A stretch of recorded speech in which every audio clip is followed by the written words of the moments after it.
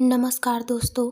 ये भूतिया घटना सलीम जी के साथ घटी थी और अब आगे की कहानी मैं उन्हीं के शब्दों में जारी रखूंगी। तो चलिए बढ़ते हैं आगे कहानी की ओर। नमस्कार, मेरा नाम सलीम है। कभी ना कभी किसी न किसी को किसी से प्यार तो हुआ ही होगा। मुझे भी हुआ था, लेकिन इंसानों से नहीं, बल्कि एक जिन्नात लड़की से। आपको जानकर हैरानी होगी कि एक इंसान को जिन्नात लड़की से कैसे प्यार हो सकता है। दरअसल मुझे पहले पता नहीं था कि वो एक जिन्नात लड़की है, लेकिन जब पता चला तो मेरी तो हालत ही ख़राब हो गई। आज मैं आपको अपनी वो डरावनी दिल दहला देने वाली कहानी सुनाने जा रहा हूँ। तो चलिए बढ़ते हैं आगे कहानी की ओर। बात उन दिनों की है जब मैं कॉलेज में पढ़ाई करता था। उन दिनों मैं सिर्फ पढ़ाई में ही ध्यान लगाता था, लड़कियों से ज़्यादा मतलब नहीं रखता था। मैं घर से सीधे कॉलेज और कॉलेज से सीधे घर जाता था और शाम को पार्क या बाज़ार में घूमने की बजाय मैं लाइब्रेरी में घर पर किताबें पढ़ा करता था। कुछ दिनों के बाद मुझे लगा कि कोई लड़की मुझे रेगुलर फॉलो कर रही है। वह मुझे कॉलेज के कैंपस में, लाइब्रेरी में, हर जगह दिखती थी। अब तो धीरे धीरे मैं भी उसकी तरफ खिंचने लगा था। मुझे वो लड़की अब अच्छी लगने लगी थी, लेकिन मेरी हिम्मत नहीं होती थी कि मैं उससे जाके कुछ कहूँ। एक दिन मैं कॉलेज के कैंपस में बैठा था और वो भी मुझसे कुछ दूरी पर बैठी थी। तभी वो लड़की अचानक से मेरे सामने आकर बैठ गई। अब तो मेरी सांसें जैसे रुक गई हों। वो धीरे धीरे मुझसे बात करने लगी। मैं भी धीरे धीरे उससे बातें करना शुरू कर दिया। फिर यह सिलसिला लगातार चलता रहा।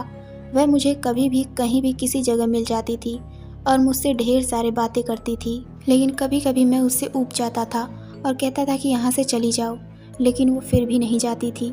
ऐसे ही चलते चलते एक बड़ा वक्त बीत गया। अब मैंने सोचा कि अब मैं उससे अपने दिल की बात कह दूंगा। बस मुझे अब एक अच्छे मौके की तलाश थी। फिर वो लड़की मुझे वहाँ से एक सुनसान इलाके में लेकर चली गई।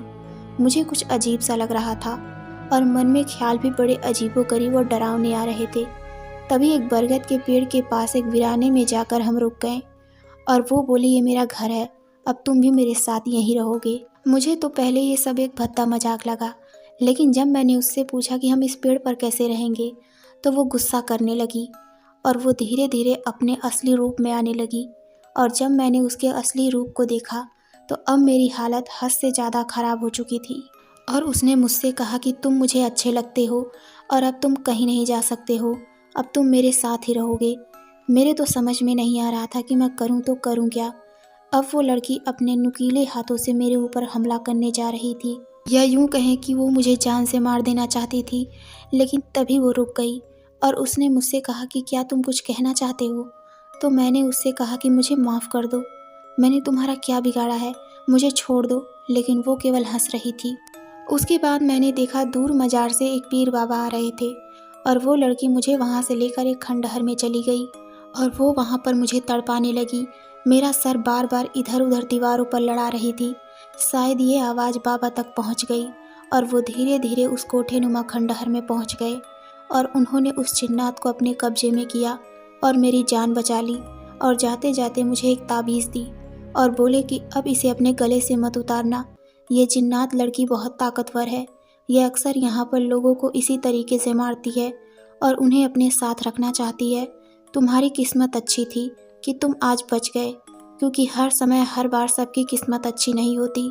तो दोस्तों, आपको ये कहानी कैसी लगी हमें कमेंट में ज़रूर बताइए। तो मिलते हैं एक नई डरावनी कहानी में। धन्यवाद।